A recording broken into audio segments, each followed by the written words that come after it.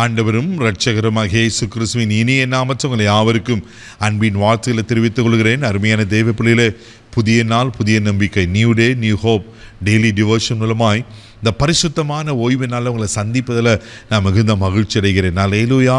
இந்த ஓய்வு நாளில் கூட ஒவ்வொரு ஓய்வு நாளிலும் ஆவியானவர் அற்புதமான ஆலோசனைகளை நமக்கு கொடுத்து கொண்டிருக்கிறார்.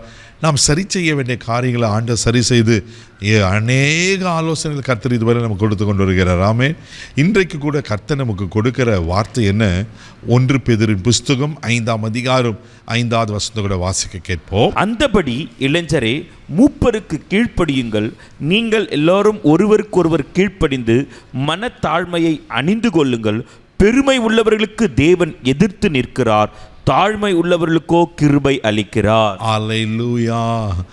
பெருமையுள்ளவர்களுக்கு தேவன் எதிர்த்து நிற்கிறாரா? எவ்வளோ பயங்கரமாக இருக்குது பாருங்கள். அப்போஸ் நாங்கள் பேதுரு எழுதுகிறாரு. அது அழகாக இன்ட்ரோடக்ஷனை முன்னாடி சொல்லும் போது இந்த வசனத்தை ஆரம்பம், அந்தபடி இளைஞரே மூப்பருக்கு கீழ்ப்படியுங்கள். இது ஸ்பெஷலாக இளைஞருக்கு, வாலிபர்களுக்கு ஆண்டவர் சொல்லுகிறார். தேவப்பிள்ளையில் நீங்கள் எல்லாரும் ஒருவருக்கொரு கீழ்ப்படிந்து மனத்தாழ்மையை அழிந்து கொள்ளணுமா? பெருமையுள்ளவர்களுக்கு தேவன் எதிர்த்து நிற்கிறார், தாழ்மையுள்ளவர்களுக்கோ கிருபை அளிக்கிறாரா? அப்போது இளைஞர்களுக்குள்ள தன்னை அறியாமல் ஒரு மேட்டிமை, தன்னுடைய அழகு, தன் படிப்பு, தன் சம்பாத்தியம், தன்னுடைய பேக்ரவுண்ட் அப்படின்னு சொல்லி அது நேச்சுரலாகவே சில வாலிபர்களுக்கு இருக்கிறத நான் பார்க்குறோம். தேவப்பிள்ளையில் ஆனால் வேதம் இன்னைக்கு என்ன தெரியுமா சொல்லுகிறது? நமக்கு ஆலோசனை கொடுக்கிறது, நாம் பெருமையாக இருக்கக்கூடாது. பெருமையுள்ளவர்களுக்கு தேவன் எதிர்த்து நிற்கிறாரா? ஆண்டவர் எதிர்த்தா நம்ம வாழ்க்கை என்னங்க வருது? யோசித்து பாருங்கள்.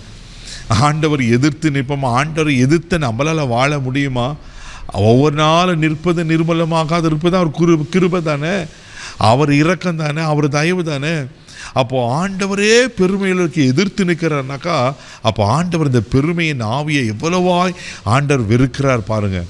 தேவப்பிள்ளையில் ஒருவேளை நம்ம அறியாமல் சின்ன சின்ன அந்த பெருமையான காரியங்கள் இருக்குமானா, தயவுசெய்து இன்னைக்கு பரிசுத்த ஆவியான திட்டமானோடு பேசுகிறார், அதை விட்டுடுவோம். ஆமேன். அந்த பெருமையில் நம்ம கீழே இறங்குவோம்.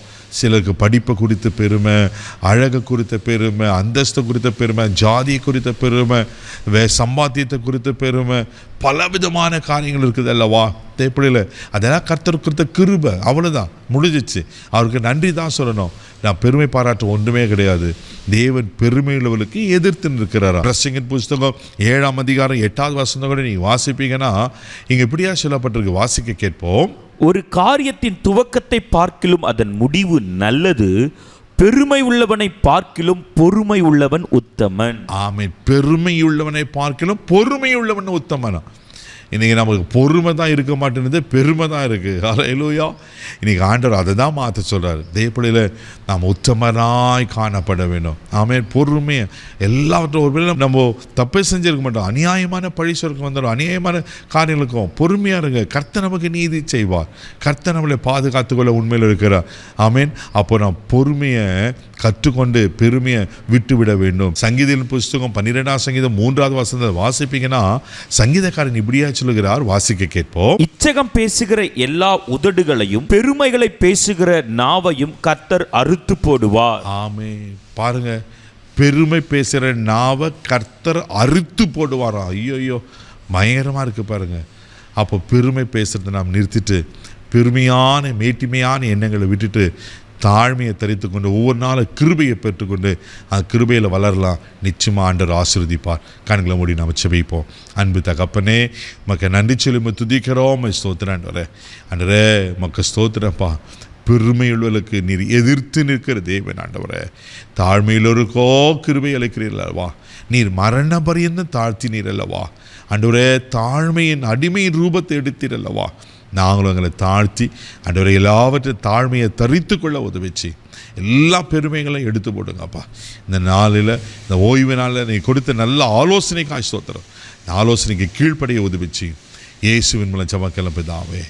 ஆமென். பொறுமையாக இருப்போம். கர்த்தர் நிச்சயமாக ஆசீர்வதிப்பார். God bless you.